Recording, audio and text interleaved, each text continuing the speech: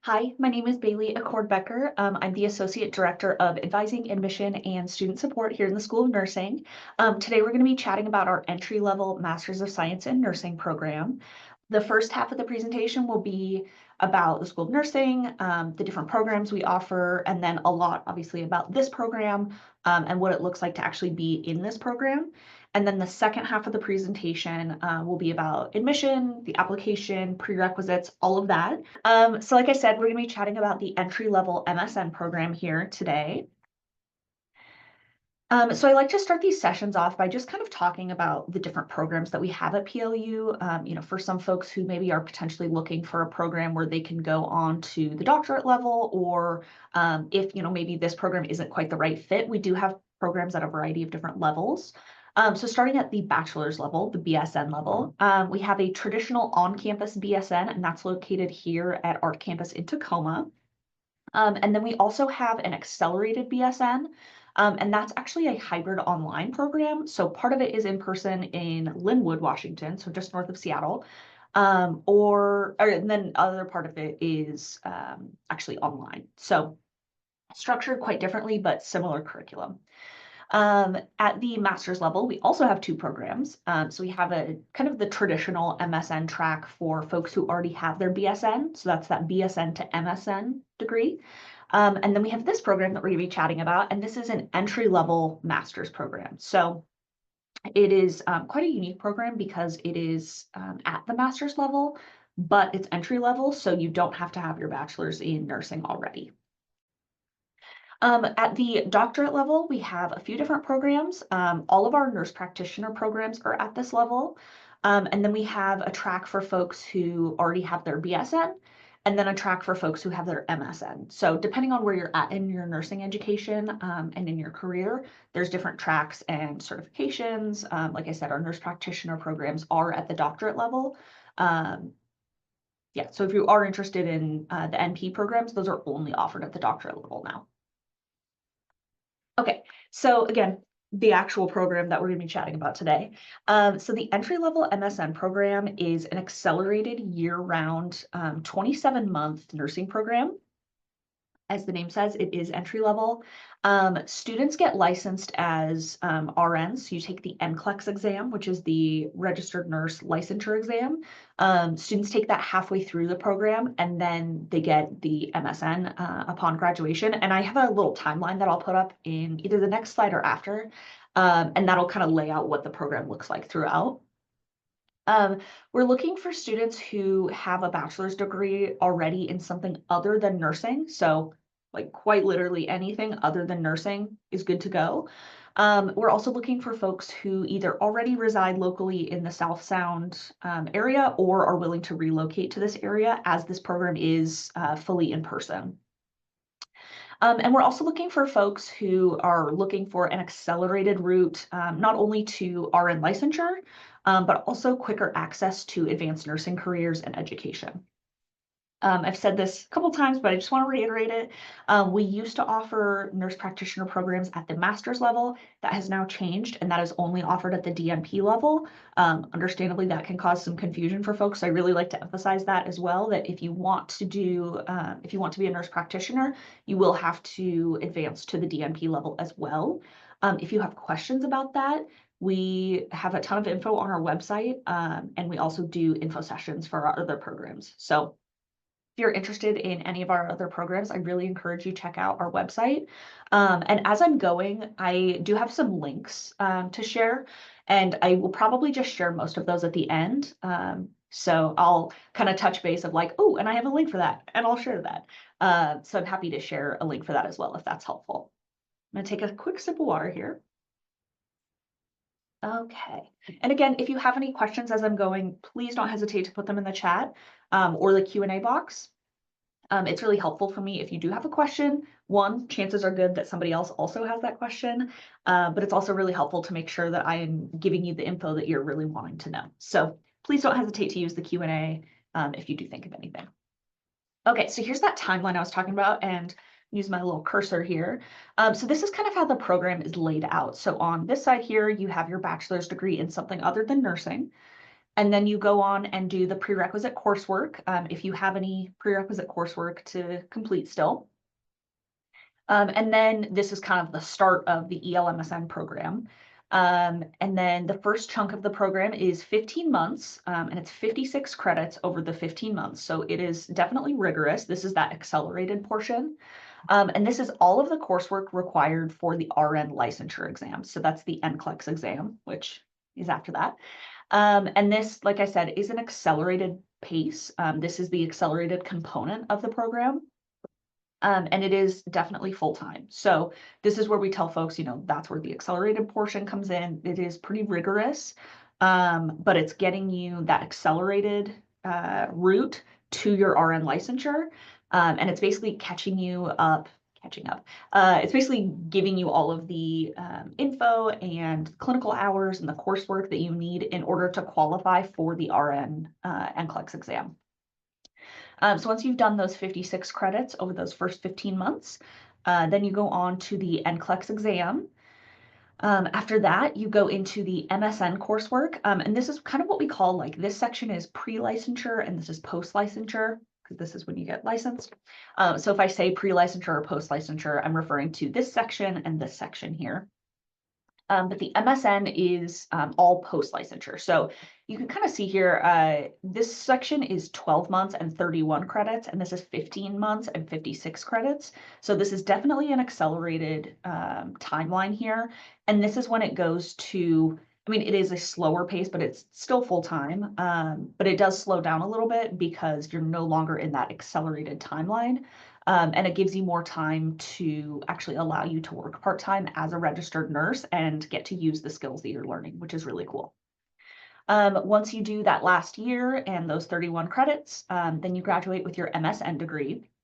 One thing I will note is if you go through this first section, so the pre-licensure portion, and you take the NCLEX, but you opt to not go for the post-licensure section, you do not end up graduating with a BSN degree.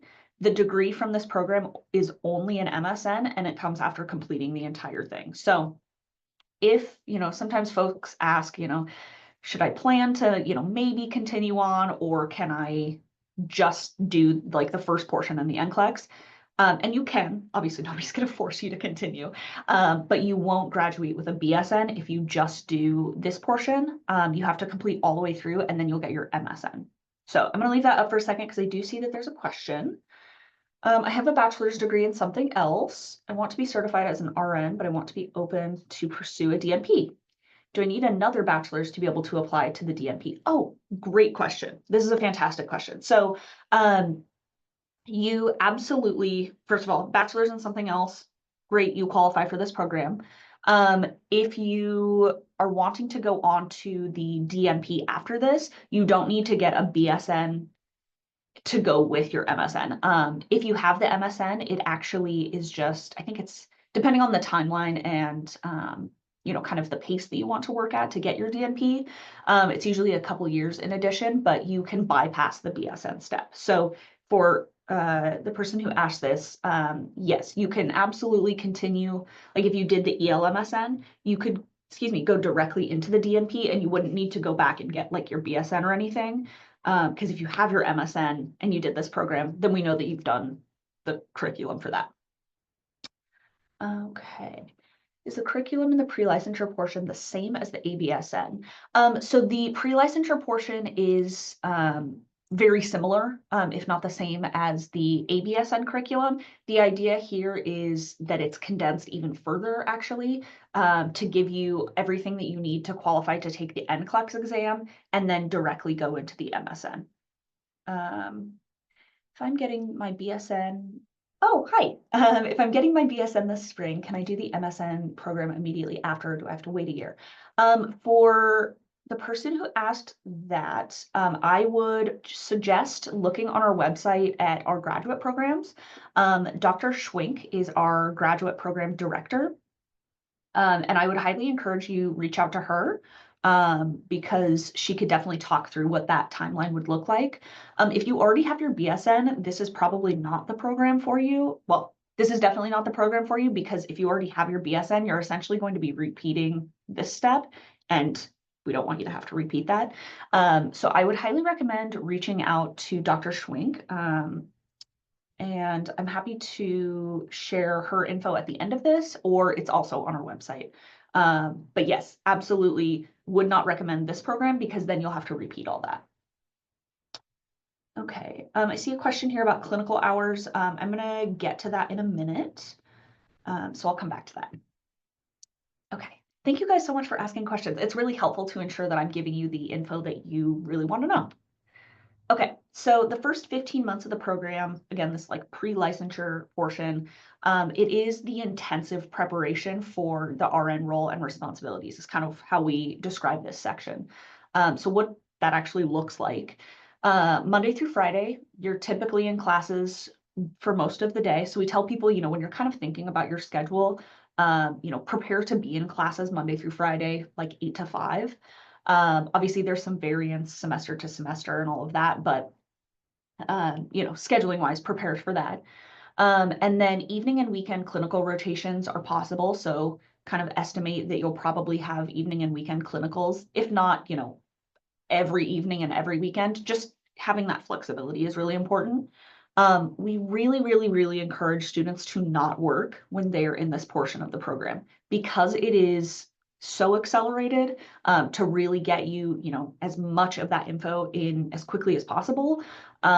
It's really, really, really tough for folks to work even part-time in this portion of the program. And we usually do see a pretty direct correlation with folks who, are trying to work even part-time during this portion. And typically it does impact their performance as a student and their ability to, get everything out of this program. So we really, really, really encourage you to not work. Obviously, I'm not going to be there to, double check that you're not working, but we want you to be set up for success. And so that is a strong recommendation. We really recommend that you consider ahead of time any obligations, family, work, all of those kinds of things for this section of the program, because it is that intensive preparation and it's the accelerated route. You definitely want to think ahead of, if you have family obligations, how can you get additional support, get prepped for, making sure that you have flexibility in your schedule and have the time to commit to this program. And that's not to scare anybody off. We just, again, we really want to set you up to succeed in this. So we want you to know ahead of time what you're getting into. With clinicals specifically, it's extremely important that you have a very flexible schedule. So for those evening and weekend clinical rotations, it's really important that you have a flexible schedule so that when we can offer you clinical hours or an experience at a certain location or type of facility, that you can get those hours, because as you're doing, a really accelerated route, you're on a little bit of a tighter timeline to complete those hours. Also with clinicals, you're not always able to carpool with folks. Sometimes we have to kind of send one person here, because typically sites can't take like the entire cohort in one go. And so sometimes we have to kind of split folks up and where we assign them at a time. So it is really, really important that you have your own reliable transportation, especially, public transit is lovely, but it doesn't always work for this because, evenings and weekends, sometimes you're not able to always get where you need to go at the time you might need to get there. So we really, really encourage folks to have their own reliable transportation. PLU has what's called a J term. So it's just a 1-month term during the month of January. And typically how it works is, if you think typically we do courses on the semester system. So you would take, a few courses and you'd go, maybe once or twice a week for the entire semester, rather than kind of spreading it out and taking multiple courses in a semester. In J term, folks will just take one class, and it's typically like 4 or 5 times a week potentially, and you knock out a whole class in a shorter time frame, so 1 month. During the first year of this program, there is not a J term course, so this program starts in the summer. So it'd be, let's see, if you're starting summer 25, your first J term would be January 26. There are not any nursing courses in that January term. However, outside of that, there are pretty limited breaks during the year. So again, because this is accelerated, we're trying to get you through all of the curriculum that you need for the NCLEX. So there's not really a ton of time for a lot of breaks. Obviously, you'll have holiday breaks and mid-semester or between semester little breaks. But if you're maybe considering a big vacation or a wedding or anything big like that, or just any life events that you maybe know are coming up, do definitely keep that in mind that there are pretty limited breaks. As far as clinicals go, I know that there was a question about clinical hours. So you'll get over 600 hours of pre-licensure clinical rotations, which is enough to qualify you to take the NCLEX exam, which is huge. Again, clinical shifts, we do require you to be pretty flexible with. The clinical shifts are all assigned to us by the state. So there's a state consortium that manages all of the clinical locations and helps match students and schools and clinical sites up. Because of that, it is pretty competitive to get the clinical sites. And so the consortium ensures that we have enough, but there isn't really any room for us to say like, oh, I really love working Tuesday afternoons. It's kind of we get what we get and we go with it. And obviously that can be kind of tough depending on, life things or scheduling, all of that. And that's why we really emphasize how important it is that you have a flexible schedule and you really give some thought ahead of time to family obligations, work, scheduling, all of that. Again, really not to scare you off. We just really, really want to set people up for success in this program. Okay, going over to questions. Somebody's asking if you get paid for the time you work in clinical hours. No, so those are unpaid hours. It's more so an educational opportunity for you versus you going and working. It's more so for you to gain as much knowledge as you can from going and experiencing and shadowing. Once you are in the MSN portion, and obviously I'll get to that in a minute, when you're working part-time as an RN, which we do suggest, that is obviously paid, but clinical hours are not.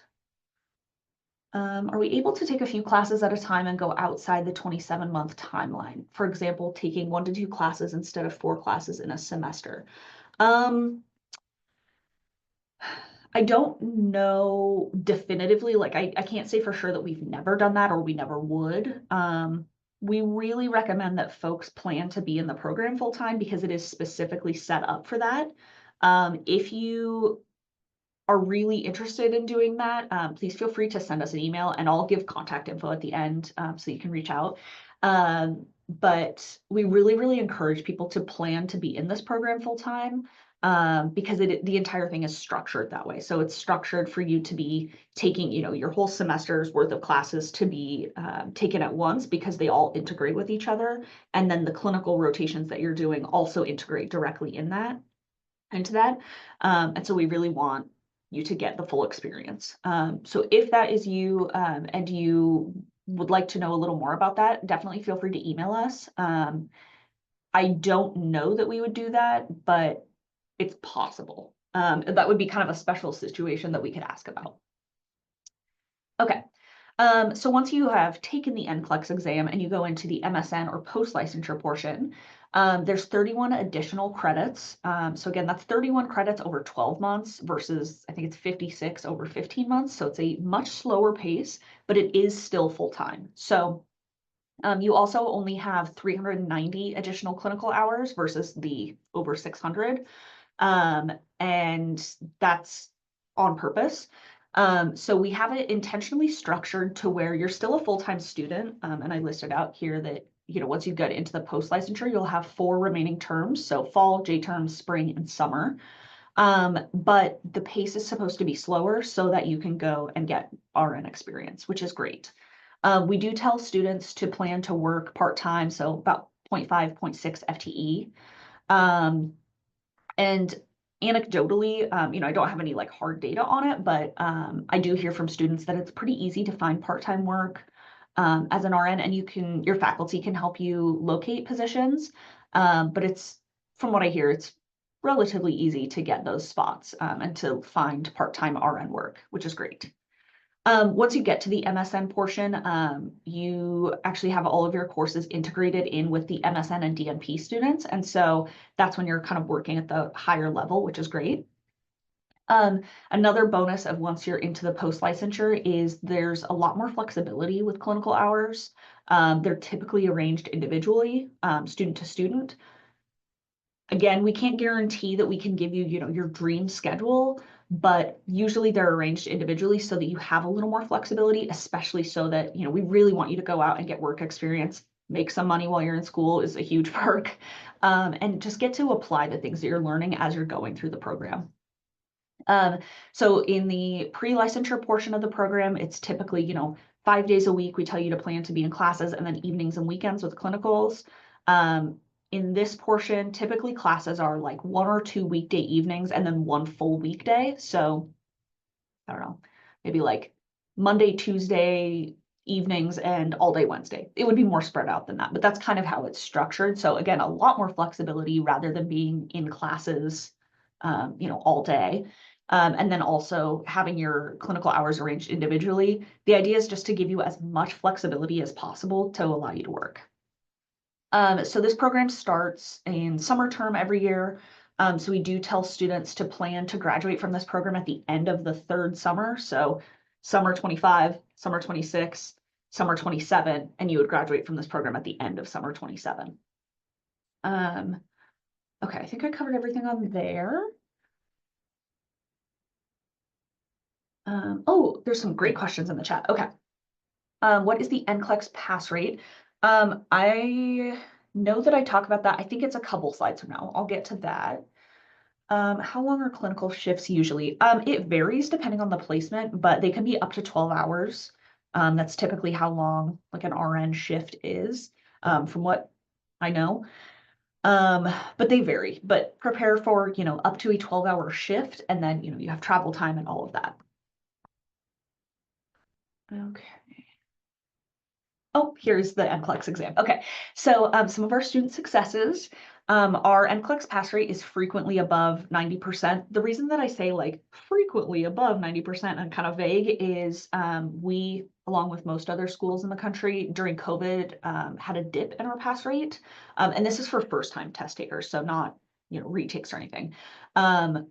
Since that time, we implemented a lot of things to support our students. So some of those things are we started using ATI, which is kind of a supplemental technology that we use with our courses. And the whole thing is designed to set you up throughout your nursing school education to set you up to take and pass the NCLEX exam. We also have student success coaches, NCLEX support coaches for our students. We have a writing center. We have a lot of resources that we've really tried to ramp up for our students, and I'm very proud to say that that has worked very, very well. Our most recent cohort passed 100%. Everybody passed on the first go of the NCLEX, which is huge. I mean, we are truly so proud of that and the work that we and faculty have done to support our students, because obviously the big goal of this is to get licensed as an RN and to go on and work as an RN. So we want to make sure that we're setting you up. So yeah, very, very proud of that growth. And we've worked really hard to make sure that we're supporting our students. Retention rate is also consistently above 90%. Typically, we don't ever admit someone with the intention to like weed people out.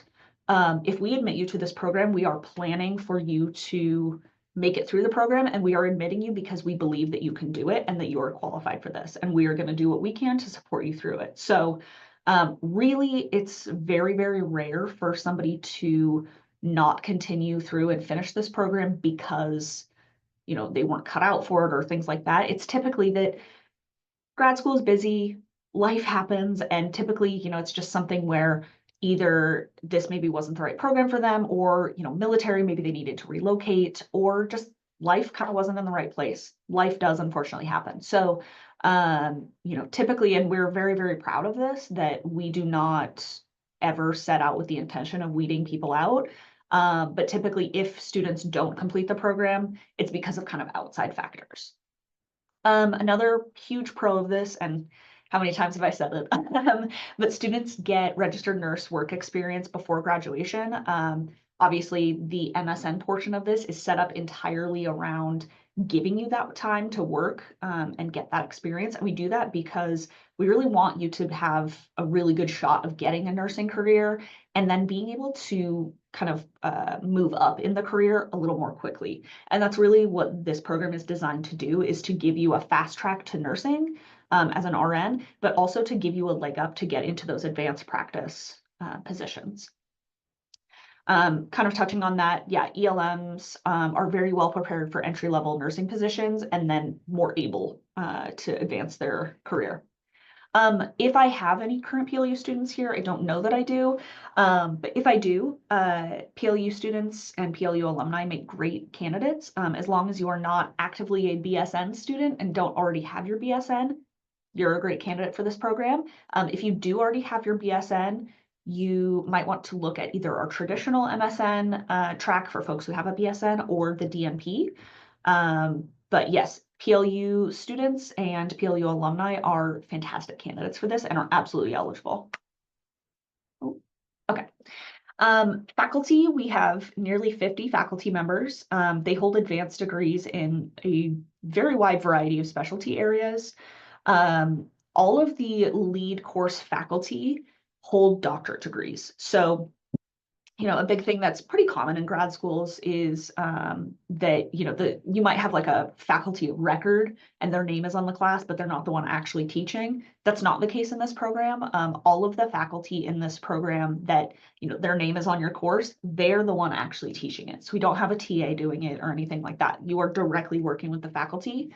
And we actually also have all of our faculty as advisors. So when you enter into this program, you get assigned an advisor and they are your kind of mentor, advocate. There is a support to you and they are the ones doing the advising, teaching. They're very, very heavily involved in your progression through the program.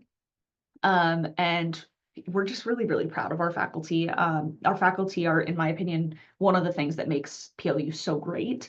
And with them having degrees in a variety of different specialty areas and work experience in specialty areas, it's really helpful for folks to be able to, you know, have somebody that they can chat with about their career and, you know, different specialty areas, areas that they might want to work in, or, you know, maybe aren't sure.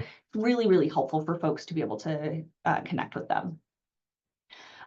In our courses, so in clinicals, the student to faculty ratio is 8:1. So what that looks like is in clinicals, you have one faculty taking a group of usually up to 8 students. And then in labs, it's usually 12:1. So pretty small group sizes. Yeah, I could talk about faculty forever, but I gotta keep on the timeline here. So admission criteria and the application. So the minimum requirements for this program, how many times have I said it? We do need to have a bachelor's degree from an accredited college or university in anything other than nursing. So as long as it is not a bachelor's in nursing, you're good. And it's from an accredited college or university. We are going to look at pretty much every institution that you've attended post high school. We're going to look at your GPA from all of those and look at the cumulative GPA of those. We do require a 3.0 or better GPA. We do consider folks who are below that. We will consider, you know, other factors in your application, but that is typically what we're looking for the minimum criteria. But we do review the other aspects of your application. So if you're below that, I do still really encourage you to apply. For your prerequisite courses, and I will get to prereqs in a minute, I promise. We are looking for a B- or a 2.5 or better in all of those courses individually. So we're not looking at, you know, all 6 of the courses to see if you have an average of B-. Each course needs to be a B- or 2.5 or better. Okay, so here's what the courses are. I'm going to leave this up on the screen for a second as I go through them. A lot of our applicants take these courses at the Washington community colleges. So if it's helpful, I list this up here if you want to take a screenshot of it. This is what the courses are here on the left at PLU, and then on the right is what they are at most of the Washington community colleges. So we have Anatomy and Physiology 1, Anatomy and Physiology 2, and Microbiology. All three of those are what we call our hard sciences, and they all require a lab component. We also have lifespan psychology, sometimes called development across the lifespan, lifespan psychology. Oh gosh, what is it? Development across the lives. I don't even know. There's so many different names for it. All of those are correct. Different schools call it something different, but it's basically development across the entire lifespan, and it's a psychology course. We're also looking for a statistics course and a nutrition course. Okay, so some notes on the prereqs. In order for you to apply, you absolutely do not have to have all of them done, but you do need to have at least 2 of them completed. And that's for a couple of reasons. One, we want to make sure that you're going to have enough time to complete all of the courses before the program starts in June. But we're also going to, we want to see how you're doing in the prerequisites. The prerequisites are kind of the foundation of the nursing education. And so it's really helpful for us to see how you're doing in those courses to ensure that we're setting you up for success. The hard science courses, like I said, A&P1, A&P2, and microbiology all require a lab. Online labs are totally okay. I know that for a lot of folks during COVID, you had to take them online. Totally fine, no worries. That doesn't hurt your application or anything. We just used to not allow online labs, so that is a new thing. All of those courses as well, so A&P1, A&P2, and microbiology have to be completed within the last 6 years.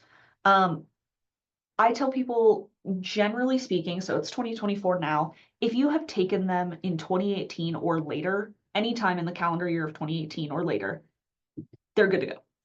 If you have taken it before 2018, so 2017 or before, you will need to retake those. That's just our policy, but we do try to have some flexibility. And that's where, like, I'm not going to look and say, okay, well, it's November 20th, 2024. You took that November 19th, 2018. Sorry. So we just go with a calendar year rule because it's just easier for everyone. So we try to have a little flexibility in there, but that is our policy for those to be completed within the last 6 years. Lifespan psych, statistics, and nutrition do not expire. So if you took those 50 years ago, you're totally fine. We have a comparable course guide, and I will share the link with this at the end. I can't switch out of my windows right now, but I will share that link at the end. On our website, we have the link to a comparable course guide, and it's essentially just a giant spreadsheet with pretty much every course that we've reviewed to see if it meets our prerequisite requirements. So it is a big document, and I will warn you ahead of time. I highly encourage you to use the search function, a little Control F, to help you find the course that you're looking for, because there are a lot. And also when you open that document, there's tabs along the bottom. There's one for, I think, Washington 4-year institutions, Washington 2-year institutions, and then everything else. So definitely check the tabs to kind of help find what you're looking for, because there are a lot of courses in there. And I really encourage folks to look for, if you've already taken courses and you want to know if they meet our requirements, that's great. But also as you're looking for courses, obviously you want to know if you're taking a course to meet our prerequisite, you want to know that it's actually going to meet the prerequisite. So I really, really encourage you to check that document out. And again, I'll share a link to that at the end of this. We also have a prerequisite review request form. So if you look at the comparable course guide and the course that you're looking for, whether you've taken it, planning to take it, etc., isn't on there, then we do reviews for folks. Couple notes with that. One, you absolutely have to include the syllabus for the course along with a transcript showing when you took the course. This is really helpful for us because as we're looking to see, the material that was covered, we need to be able to get a full picture so that we can, I tell people, so we can give you credit for what you did, basically. Because we don't want you to have to retake a course if you've already done the material. So having the syllabus is really, really important so that we can make sure that we know all of the curriculum that you covered in that course. The other note with the prerequisite reviews is that we get a lot of those requests this time of year. So if you have already submitted a request or you're going to, please do just as much as you can. Please be patient with us.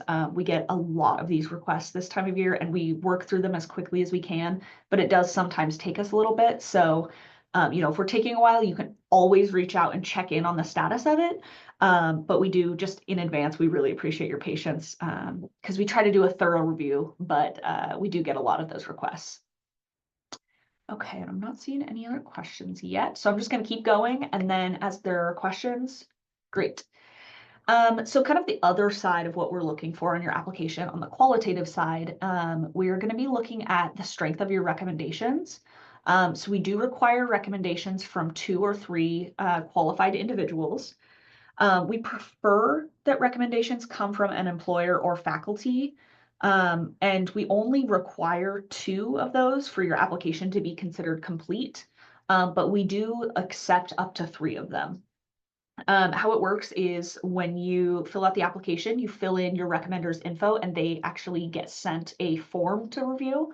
And there's questions kind of rating your skills and different things. But they also are able to give an additional letter. So a lot of folks prefer to do like a formal letter, and we love that. We actually really prefer if they do both, just because any more info that we, the committee, can get about you beyond just some numbers and letters on a transcript is really helpful. We really want to get a full picture of who you are as a candidate and as a person when we're reviewing our application. So they do have to complete the form, but if they have a letter that they want to include, that is also fantastic, and they can attach it to the form. A little bit of unsolicited admission advice here. We, like I said, require 2 letters for your application to be considered complete, but we will allow you to submit up to 3. I really, really encourage you to request 3 letters of recommendation, because then if something happens, you know that you'll have at least 2, or worst case scenario, you have all 3 and we have even more great info about you. There's really no harm in requesting a 3rd. So that's always like a little bit of advice if you're curious. We're also going to be looking at your admission essay. So we ask you to provide a statement of educational and professional goals. It's about 2 pages, double spaced. And then we do also accept optional statements. So if you have any additional information that you want the committee to consider, more info about maybe like past grades or course repeats, all of that kind of stuff, absolutely, you can include an additional statement for that. I always recommend to folks, if you have additional information that you haven't yet been able to give the committee in the other elements of your application, it's always great to include an optional statement. And that's just helpful for us, the committee, to, again, get a full picture of who you are. We also will be requiring you submit a resume. We are looking for any professional or volunteer experience that you have. So training, certifications, previous work, volunteer experience, all of that. Healthcare experience and volunteer hours, all of that is not required for this program. So as this is an entry-level program, we do not require you to have healthcare experience.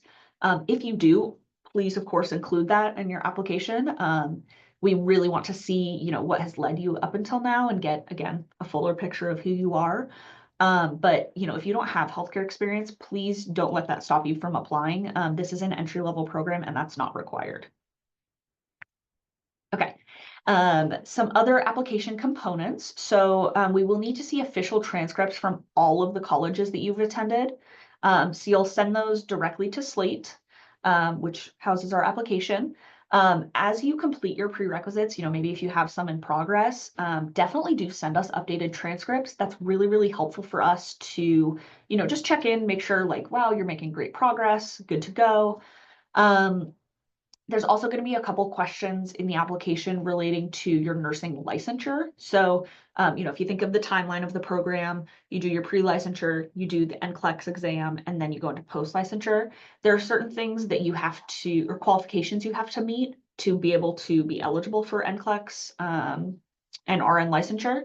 And so we ask those ahead of time because obviously we don't want you to put in all the time and money and energy into this program if for some reason you aren't able to get that NCLEX, that RN licensure with the NCLEX. So we ask ahead of time, do you have physical health and emotional stability sufficient to meet the demands of nursing with reasonable accommodation? We also ask if you are fluent in speaking, reading, writing, and comprehending college level English. On its face, I know that that statement sounds very exclusionary. It's really not intended to exclude anyone. It's just honestly to ensure that you can communicate with your patients, read charts, all of that. As English is the primary language here in the US, it's very important that you are able to read, write, speak, and comprehend college level English. If your bachelor's degree is international, so outside of the US territories, the UK, Australia, or Canada, we do require an English proficiency test. And if folks have questions about that, I can talk a little more about what that looks like. But that will be required if your bachelor's degree is international outside of those few exceptions. Okay, I swear I'm almost done. The application timeline. So the application does need to be submitted in Slate by the deadline. So the priority deadline is December 1st. And then we have a final deadline of February 1st. We do just the one admission cycle per year. So right now the application is open for a summer 2025 start. The priority deadline is coming up in a few weeks here. And then we have a final deadline, February 1st. Once you have submitted your application, January through March, we send out admission decisions. Really, really important. Please monitor your inbox. We actually email our admission decisions, and every once in a while, somebody's decision goes to their spam box, which is always a bummer because if you're not checking that, you're just kind of sitting there waiting. So please do monitor your inbox, check your spam, all of that. If you are added to our wait list, we will send you the decision by the end of March. You can remain on the wait list until late May, pretty much right when the program starts. And we do that so that if for some reason somebody is not able to attend, then we're able to give their spot to another deserving student.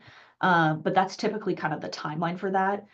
And then the program starts June 3rd, and then you're off running. Okay, so your next steps. So again, the application materials need to be received by Slate by the deadline. We ask, consider your prerequisite courses. There's some planning that will need to go into that. Definitely check your local community colleges for availability. It's usually the most affordable and efficient way to take the prerequisites. And that's something that we really recommend, especially, just as you're kind of planning out, look ahead on those. That's where the prerequisite review form and the comparable course guide really come in handy, and I'll share those links here in just a second. One note that is really important is you do want to plan to finish your prerequisites for this program either in winter or spring quarter or semester.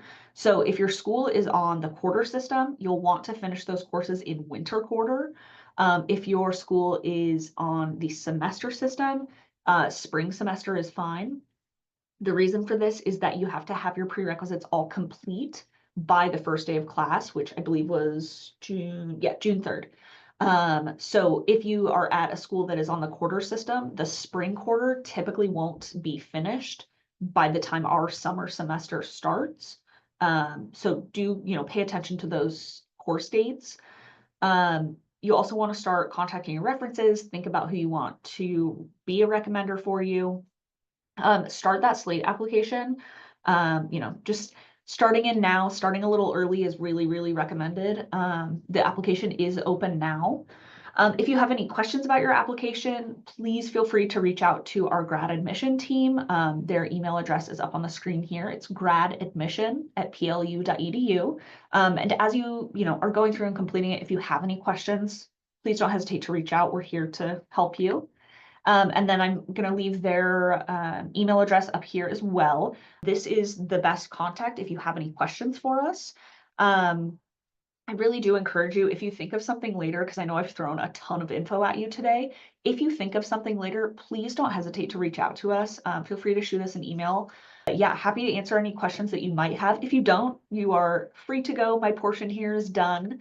But yeah, we really look forward to seeing your application or hearing from you if you have any more questions. And thank you so much for your time today and letting me yap about our programs.